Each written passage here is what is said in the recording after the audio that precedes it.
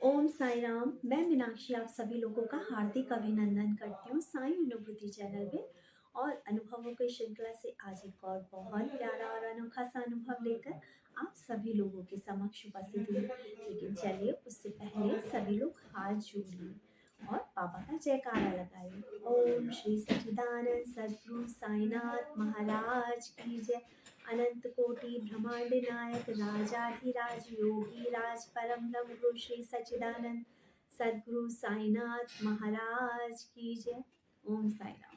साथियों, आज जो अनुभव मैं आपको बताने जा रही हूँ वो है रीता जी का, जो कि दिल्ली की रहने वाली हैं और दिल्ली में नजफगढ़, हाँ, जो दिल्ली के रहने वाले हैं उत्तम नगर और द्वारका साइड के, उन्हें पता है नजफगढ़ में बाबा का एक बहुत प्यारा मंदिर है जो कि काफ़ी पुराना है।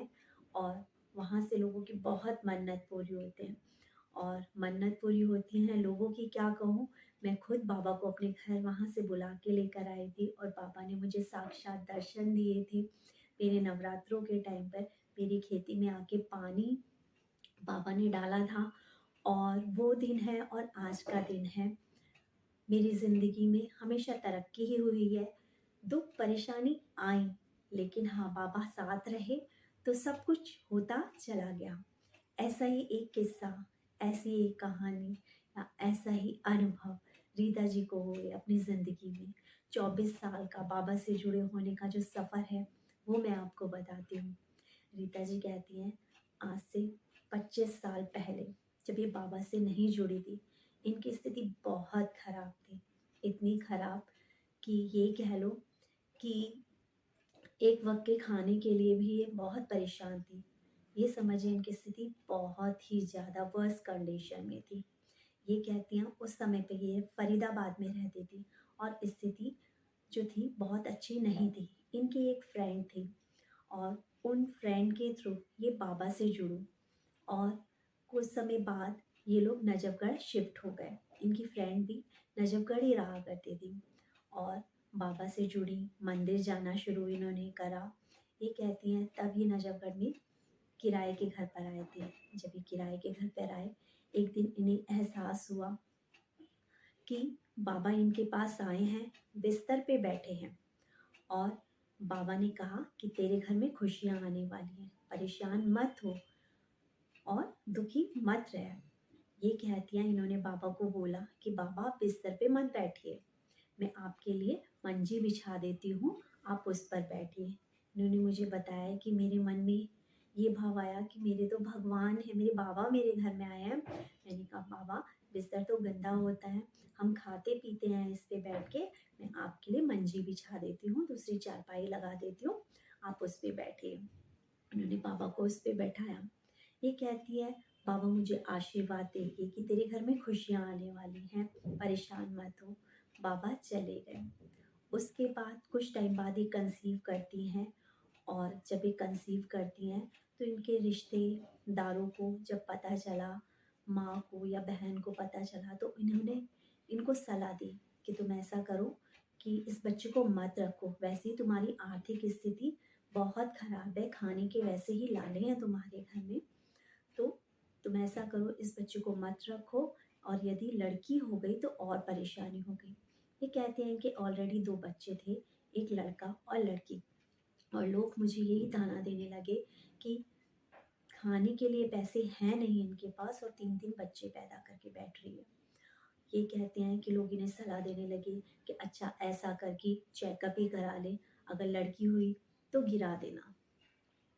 पर ये कहती है मुझे तो अपने बाबा पे अटूट विश्वास था कि मेरे बाबा ने आकर मुझसे कहा है कि तेरे घर खुशियाँ आने वाली हैं। ये कहती हैं कि इन्होंने लोगों से झूठ कह दिया कि हाँ मैंने सोनोग्राफी करा ली है और मेरे लड़का ही होगा। ये कहती हैं बस एक इस विश्वास पे कि मेरे साईं ने, मेरे बाबा ने मुझे कहा है तो मेरे लड़का ही होगा, और इन्होंने तीसरे बच्चे को रखना मंजूर किया। कुछ समय बाद टाइम बीतता है और इनके घर एक प्यारा सा बेटा होता है जो कि इनका सबसे छोटा होता है, और बाबा ने इनके विश्वास की लाज रखी और इनके बेटा ही हुआ। धीरे धीरे इनकी स्थिति सही होने लगी क्योंकि बाबा ने वरदान दिया था ना कि तेरे घर में खुशियाँ आने वाली हैं। पहली किलकारी खुशी की, बच्चे के रूप में आई और उसके बाद स्थिति धीरे धीरे सही होने लगी। ये कहते हैं ज़िंदगी का सफ़र ऐसे ही बढ़ रहा था। एक दिन ये जहाँ पर रहते थे वहाँ पर इनके जो पड़ोसी थे वो अपना मकान बनवा रहे थे और उन्होंने क्या किया, इनके घर के सामने से नाली निकालनी शुरू कर दी। इन्होंने मना किया कि मेरे घर में पानी भर जाएगा, आप इधर ऐसा मत करो। लेकिन होता यह है कि बात बढ़ गई ज़्यादा और इनके जो पड़ोसी थे इनसे लड़ने लगे और उन्होंने एक शब्द जो इनके दिल को अंदर तक तकलीफ दे गया, दुख दे गया, कहा कि अगर तेरी औकात है तो बनवा लेना, ठीक है, हम तो यहीं से ही नाली निकालेंगे। इनका घर का जो लेवल था वो थोड़ा डाउन था, तो पानी आता तो सारा इनके यहाँ पे भर जाता। लेकिन लड़ाई ज़्यादा बढ़ी और इनको ये शब्द बोले, इन्हें बहुत बुरा लगा और ये अपने घर में अंदर चले गए। पापा की छवि के आगे बहुत रोई और पापा को बोला कि बाबा, कि देखो ना आज इन्होंने मुझे कैसे कह दिया कि तेरी औकात है तो बना लेना। ये रोती जा रही थी और बाबा से अपनी जितनी परेशानी दुख था बोलती जा रही थी। जो कुछ हुआ इन्होंने सब बाबा को बताया और अपना मन शांत करके ये भूल गई उस बात को। लेकिन कहते हैं ना कि जब हम बाबा से किसी चीज़ के लिए कहते हैं, ठीक है, भले ही हम उस चीज़ को भूल जाएं, लेकिन हमारी श्रद्धा सच्ची होती है, हमारा प्यार सच्चा होता है अपने बाबा के प्रति, बाबा उस चीज़ को ध्यान रखते हैं। कुछ टाइम बाद ये होता है कि बारिश होती है और इनके पूरे घर में पानी भर जाता है। इन्होंने मुझे ये बताया कि इनके घर में उस दिन पानी इतना था कि इनके घर का सारा सामान पानी में था। बहुत ज़्यादा वर्स्ट कंडीशन हो रखी थी इनके घर की। ये बहुत परेशान थी। ये कहते हैं कि इन्होंने फ़ोन किया और इनका बेटा जहाँ पे, बड़ा बेटा इनका जहाँ पे काम करता था, वहाँ का जो मालिक था उनको बुलाया। जब वो भैया आते हैं तो वो घर की उस स्थिति को देख के वो भी परेशान हो जाते हैं और वो उनको कहते हैं कि आप ऐसा करो दीदी कि आप कंस्ट्रक्शन का काम शुरू कराओ, आप ठीक करवाओ इस घर को। तो ये अपनी समस्या बताते हैं, कहते हैं भैया मेरे पास पैसे नहीं हैं, मैं कहाँ से काम शुरू करवाऊँ, मेरी स्थिति अभी ऐसी नहीं है कि मैं अपना ये जो मकान है इसे सही करवा पाऊँ। तो वो भैया बोलते हैं कि जब मुझे भैया बोल रही हो, मैंने आपको दीदी माना है, तो आप परेशान क्यों हो रही हो, आप शुरू तो करवाओ। ये कहती हैं उनके एक विश्वास पे कि आप काम शुरू करवाओ, तो हमने अपना घर का काम बनाने का शुरू करवाया। और ये कहते हैं कि जहाँ मैं सोचती थी कि मेरा 2 कमरे का मकान भी कैसे बन पाएगा, आज मेरी कोठी है उस जगह पे जहाँ पे मुझे मेरे पड़ोसी ने कहा था औकात है तो बना के दिखा दे। और मेरे बाबा ने, मेरे साईं ने मेरी औकात बना दी। मेरे बाबा ने मेरी कोठी बनवा दी वहाँ पे। ये कहती है मुझे नहीं पता कैसे हुआ, क्या हुआ, 4 साल लगे इन्हें उस कर्ज को धीरे धीरे उन्होंने जो घर बना उसका पैसा उतारने में। लेकिन हाँ, बाबा ने ना जाने किस तरह से सहयोग करवाया मेरा और मेरा घर बन गया। आज सब लोग देखते हैं उनकी कोठी को और ये अपने बाबा से बस यही कहते हैं कि बाबा आपका बहुत बहुत धन्यवाद है कि आपने मेरा इतना सुंदर मकान बनवाया, इतनी सुंदर कोठी बनवाई। ये कहते हैं कि बाबा की रहमतों का सिलसिला यूं ही नहीं रुकता, ऐसे ही नहीं रुका, मेरा घर बन चुका था। और ये कहते हैं कि लेकिन जो उसमें टाइल्स का जो काम था वो नहीं हुआ था और टाइल्स लगवाने का जो पेमेंट आ रही थी उसे ये अफोर्ड नहीं कर सकती थी। टाइल्स वाले से इन्होंने जब बात करी तो वो ज़्यादा पैसे मांग रहा था। लेकिन ये कहते हैं कि उतना हम अफोर्ड नहीं कर पा रहे थे, तो हमने सोचा टाइल्स का काम हम रोक देते, हम नॉर्मल प्लास्टर करवा देंगे। ये कहते हैं लेकिन बाबा को तो सब करवाना था मेरे लिए और बाबा तो धीरे धीरे मेरी जो कठिनाइयाँ थी उसे सही करते जा रहे थे। और ये कहते हैं घर का काम चल ही रहा था और अचानक से थर्सडे वाले दिन उन भैया का मेरे नंबर पे कॉल लग गया और हमारी बात हुई। तो ये कहते हैं, अब पता नहीं उन भैया के दिमाग में क्या आया और उन्होंने मुझे बोला कि कोई नहीं, आप जितने पैसे दोगे उतने में ही मैं आपका टाइल्स का काम कर दूंगा। ये कहती हैं बाबा हर काम मेरे थर्सडे वाले दिन करवाते हैं, हर काम। तो आज तक मेरी ज़िंदगी के जितने बड़े बड़े काम हुए हैं, बाबा मुझे कुछ अच्छा देना चाहते हैं, वो थर्सडे के दिन ही कहते हैं कि मेरे घर में टाइल्स लग गई, मेरा सुंदर सा घर बन गया। लेकिन बाबा की रहमत यहाँ थोड़ी ना रुकती है। ये कहते हैं घर तो बड़ा बन गया था, लेकिन अब मेरे मन की एक दुविधा थी कि बाबा मैं आपको इतने बड़े घर में स्थान कहाँ देखूँ? जहाँ देखो कहीं पे वॉशरूम है, कहीं पे ऐसा स्थान है कि हमारे पैर आएँगे जाएँगे इधर से, तो बाबा मैं आपको किस जगह स्थान दूँ? ये कहते हैं कि इनके मन में ये चीज़ चल ही रही थी कि मुझे बाबा का मंदिर कहाँ पे बनवाना है, इतने बड़े घर में मैं बाबा को किस जगह पे स्थान दूँ। अचानक से इनके एक रिलेटिव का फ़ोन आता है, मंदिर बड़ा बन गया है, इतनी जगह नहीं है, यदि आप लेना चाहें तो वो मंदिर ले सकती हैं। ये खुश हो जाती हैं और ये कहते हैं कि बाबा ने देखो मेरे मन की बात कैसे पूरी करी, और ये कहते हैं कि वाइट मार्बल का एक बड़ा मंदिर मुझे मिल जाता है। ये कहती हैं अगर मैं बनवाने जाती इस मंदिर को तो कम से कम 10-12 हज़ार का बनता ज़रूर, लेकिन बाबा ने मेरे पास तक मंदिर पहुंचा दिया, क्योंकि मेरे दिल से इच्छा थी ना कि मैं बाबा को स्थान कहाँ पे दूँ, और बाबा ने अपने स्थान के लिए देखो मेरे पास किस तरह से मंदिर पहुंचा है। मैं आपके साथ उसकी जो है पिक शेयर करूंगी कि उनका मंदिर कैसा है।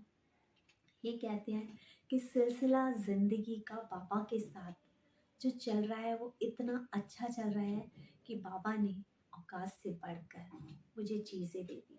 कभी सोचा नहीं था कि आज हम इस मुकाम पर होंगे, कि सब कुछ इतना अच्छा होगा। ये कहती है आज इनका लड़का 24 साल का है और इंजीनियर है। ये कहते हैं कि इनकी जो बेटी है वो मीडिया में है एज अ रिपोर्टर। कि बाबा ने सब कुछ बहुत अच्छा दिया, और आज जब मैं बाबा को हाथ जोड़ती हूँ तो बाबा से सिर्फ ये कहती हूँ, बाबा बस मुझे इतना चाहिए अब कि मुझे भी कभी घमंड ना आए कि मेरे पास इतना है। हर तरह से हर तरफ से तेरी नेमतें मुझ पे बरस रही है बाबा। बस इतना करम करना बाबा कि कभी मेरे मन में ये अहम ना आए कि हाँ मेरे पास बहुत कुछ है। मेरे बच्चों का साथ देना बाबा, हमारा साथ हमेशा देना ऐसे ही जैसे आपने दिया है। साथियों, यहाँ पे मैं आप लोगों को यही बताना चाहूँगी, ज़िंदगी के 24-25 इयर्स का जो ये समय इनका बाबा के साथ गुजरा, जो इन्होंने बाबा की पूजा और भक्ति में दिया, जो इन्होंने बाबा की पूजा और भक्ति में लगाया, उसकी बाबा ने एक एक, जिसे बोलते हैं ना, एक एक क्षण का इन्हें फल दिया। बाबा ने इनके हर कष्ट हर लिए। जब इन्होंने मुझसे ये बात करी, अपने अनुभव मुझे बताए, तो ये रो रही थी। ये रो रो के मुझे बता रही थी कि बाबा ने मेरे लिए क्या क्या किया।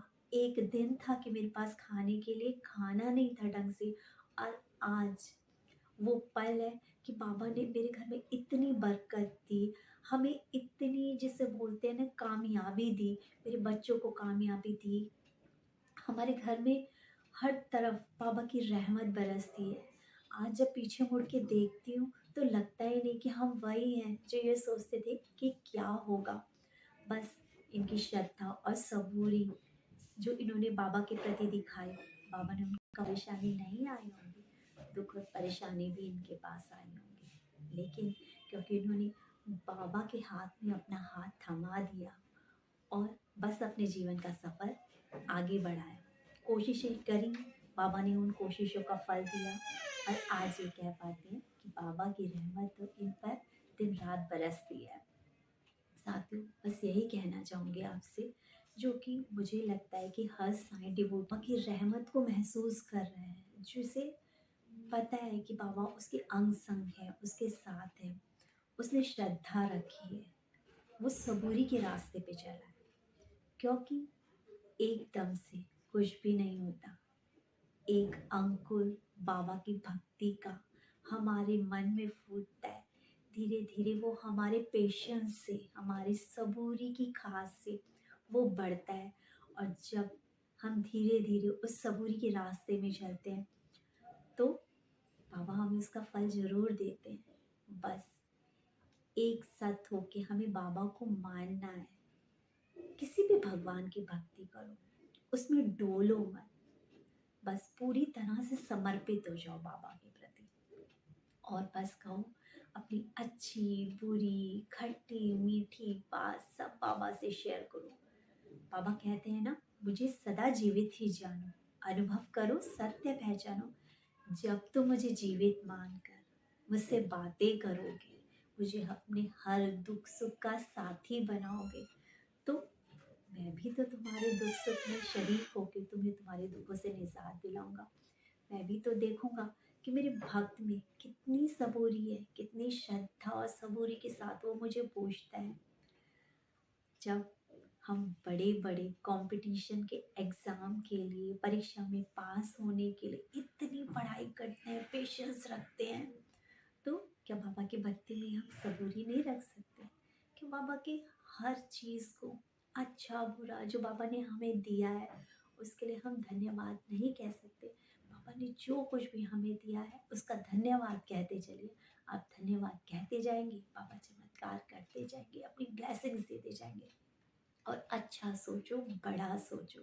जब आप अच्छा सोचोगे, आपके आस-पास की नेगेटिविटी आपसे दूर होगी, आपका ऑरा क्लीन होता जाएगा। आप जिससे बात करेंगे, वो भी आपसे पॉजिटिव वाइब्स गेन करेगा, उससे भी अच्छा लगेगा। अच्छी चीज़ें आपकी तरफ अट्रैक्ट होनी चाहिए और हमेशा खुश रहो।